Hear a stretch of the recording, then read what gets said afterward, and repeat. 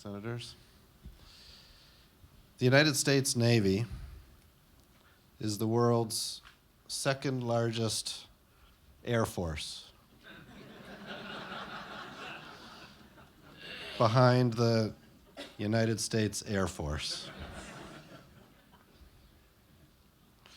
The United States Navy has more deployable battle force ships, more nuclear aircraft carriers than the rest of the world put together.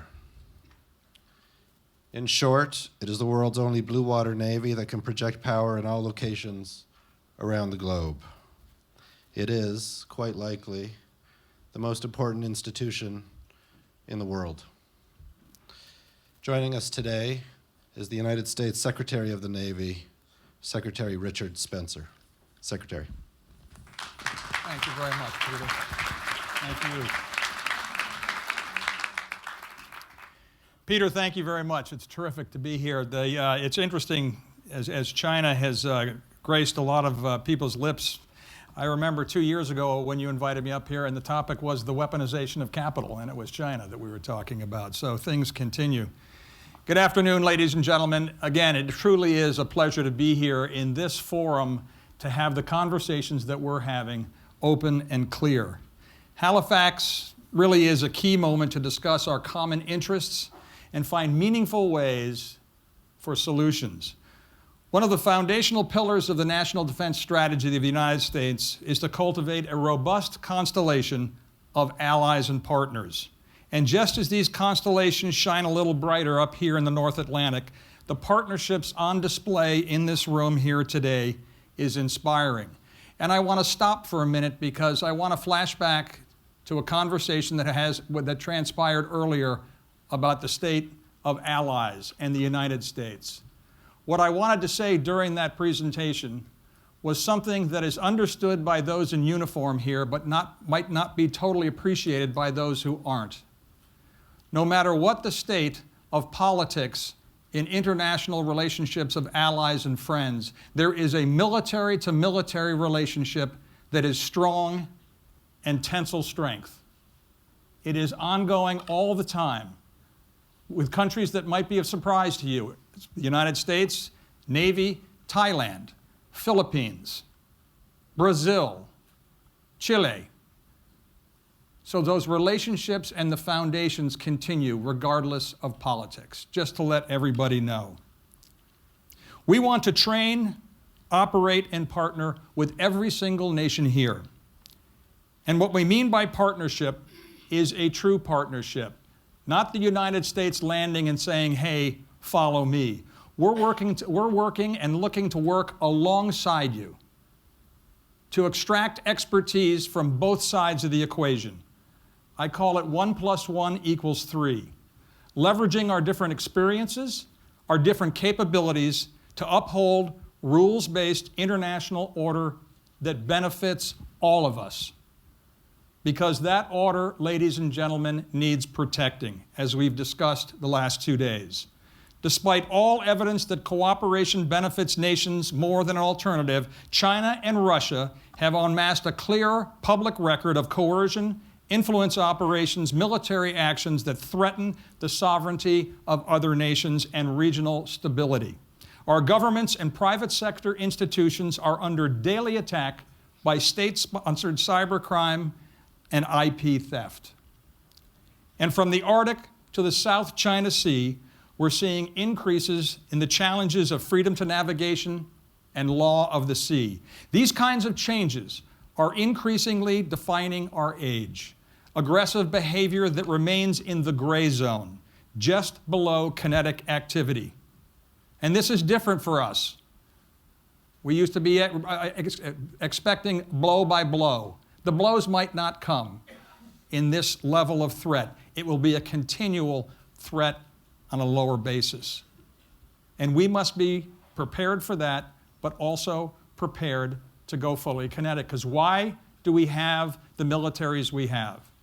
It's so our State Departments can do what they do best, and we buy them one more day, one more week, one more month to avoid kinetic activity. For our part, the U.S. Department of Defense is committed to ensuring that the rest of the government has that option. One more day, one more week. But I will tell you, with firm resolve, we are ready to act tonight and deliver the fight if so called. I want to make it very clear that this room is a table for all nations that benefit from a rules-based international order if they so agree by it. But when nations persist in criminal mischief and irresponsibility, military aggression, we're going to pay attention and we're going to prepare, which is what we have been doing. That preparation in the face of modern great power competition is testing our readiness and capabilities in sometimes that we haven't seen in one full generation. Our globally postured naval force has to be ready to fight tonight in every part of the world, in every domain. And we need our partners and allies alongside us. As one integrated naval force, we must maintain our overmatch against our competitors who seek to unhinge free global order. This overmatch is clearly at its apex with all of us working together. Every nation in an Arctic community brings its unique skills and capabilities to the table, and we must continue to invest and prepare with a sense of urgency that reflects this fluid nature of the challenge. That's why we're pursuing a vision for the next generation. Fully integrated naval forces are the cornerstone of this advantage. We're relentlessly pursuing the right people, platform, and we're seizing the opportunity in front of us, aggressively reforming old practices and building a culture of continuous learning, again, alongside our allies, because we have so much to learn from them. Every single one of these areas, we're reaching into our friends and allies. The training that we're doing alongside each other is taking us from interoperability to interchangeability. We learn, we adapt, we improve together, and where necessary, we innovate together. I truly see innovation and adaptation as complementary strengths. Adaptation adjusts to the security environment, while innovation transforms it. To succeed in today's complex world, we must do both. And nowhere is that more true than the Arctic. Like all of the United States seeks an Arctic region that is stable and free of conflict, where nations act responsibly in the spirit of trust and cooperation. We hope all nations will follow our collective examples. But while we hope, we also watch. And right now, we're watching Russia assert territorial dominance in the Northern Passage.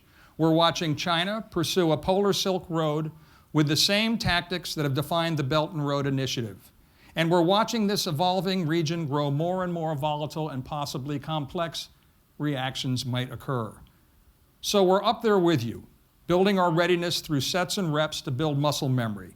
We all need to get to the place where we can operate not only as one, but as I said, together. The Arctic is a unique region that presents unique challenges, as you might imagine. The only way we'll be ready to meet those challenges is consistent training and practicing in real-world conditions.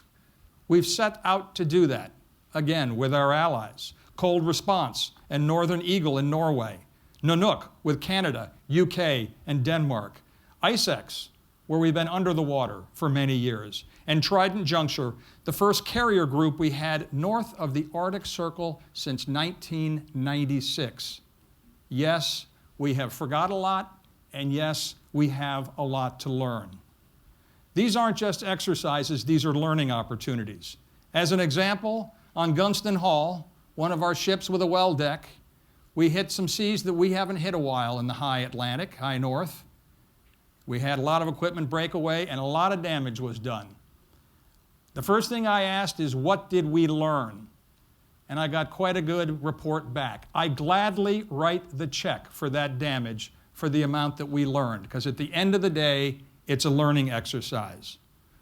So we're going to continue pursuing the envelope and seeking opportunities to operate, learn, and prepare together for both the promises and the perils of the Arctic region. Together, we'll continue to reach out to the hand of international cooperation and stand firm for international rule. We will continue to fly, sail, and operate wherever international law allows. We will continue to prepare for every climb and place, and we will continue to stand the watch alongside our allies and partners in the name of peace and stability at every mark of the sextant. I thank you for this opportunity, ladies and gentlemen. I look forward to the discussion that's about to happen.